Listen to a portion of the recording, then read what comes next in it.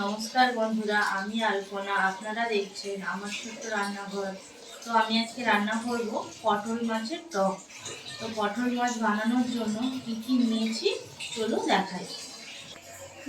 তো বন্ধুরা দেখুন, এই যে পটল মাছ নিয়ে নিয়েছি আমি।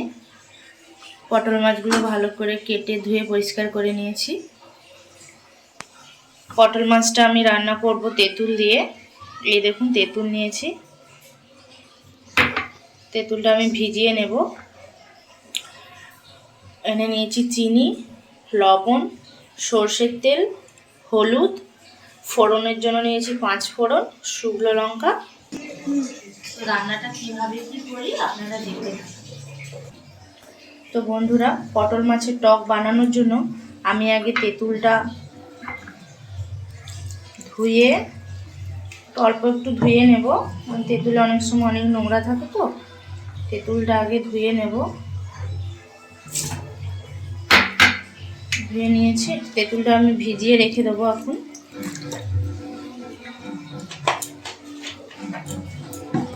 আপনারা তেঁতুলটা আপনারা যেভাবে টক খাবেন, যেমন টক খাবেন তেমন টকটা আপনি দেবেন।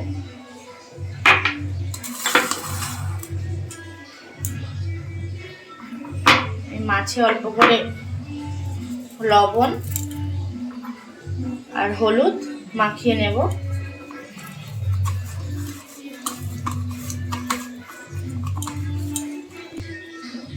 তো দেখুন, মাছে নুন হলুদ মাখানো হয়ে গেছে।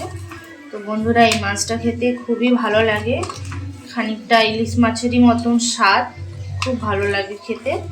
এক কাঁটার মাছ, খুব সুন্দর খেতে হয় মাছটা। তো নুন হলুদ মাখিয়ে নিয়েছি। তো বন্ধুরা, আমি কড়াটা বসিয়ে দিয়েছি। কড়াটা খুব ভালো করে গরম করে নেব। তো বন্ধুরা, তেলটা গরম হয়ে গেছে, কড়াটা গরম হয়ে গেছে। তেল দিয়ে দেব।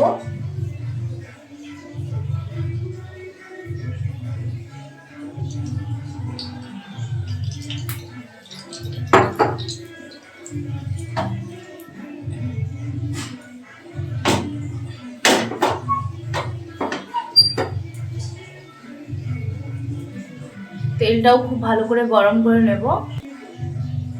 তেলটা গরম হয়ে গেছে, মাছগুলো এবার কড়ার মধ্যে দিয়ে দেব।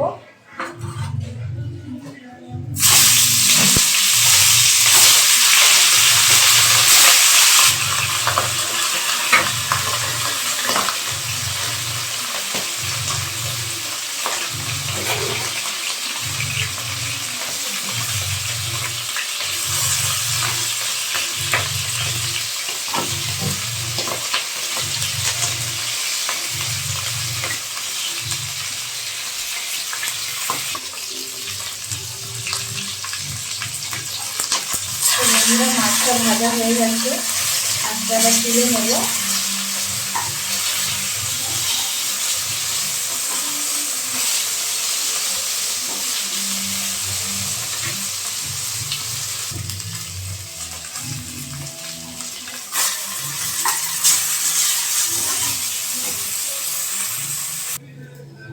তো বন্ধুরা, এই মাছ ভাজার তেলেই আমি রান্না করব।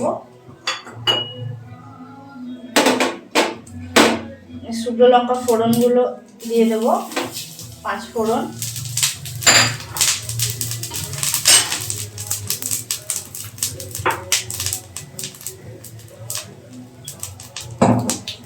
তেঁতুলের জলটা দিয়ে দেব।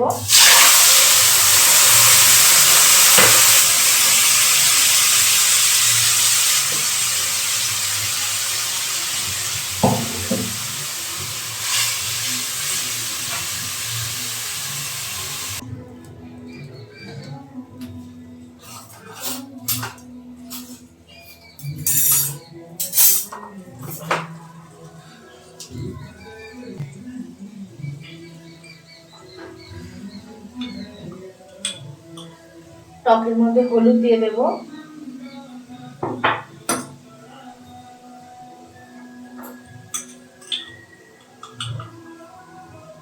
লবণ স্বাদ মতো, চিনি দিয়ে দেবো, চিনিটা একটু বেশি দেবো। আমি 2 চামচ চিনি দিলাম।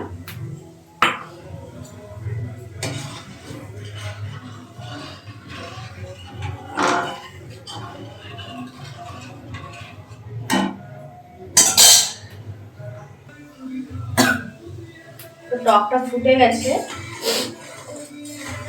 আমি এখানে মাছগুলো দিয়ে দেবো।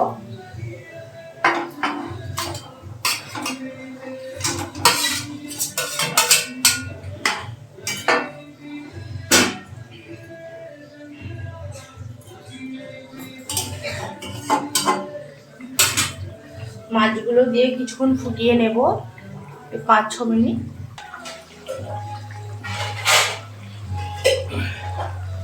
টকটা হয়ে গেছে, এবার নামিয়ে নেব। নামানোর আগে কাঁচা সর্ষের তেল টকের মধ্যে দিয়ে দিচ্ছি।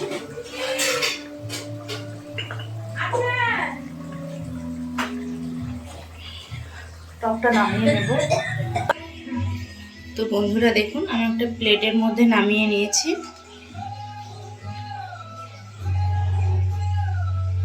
কালারটা তো খুবই সুন্দর দেখতে হয়েছে। তো বন্ধুরা, পটল মাছের তেঁতুল দিয়ে টক রান্না কমপ্লিট। তো আপনারা এইভাবে বানিয়ে খাবেন ভাতের সাথে, খুবই ভালো লাগবে। তো আজকের ভিডিও এই পর্যন্ত, পরের ভিডিওটা রাখা হচ্ছে।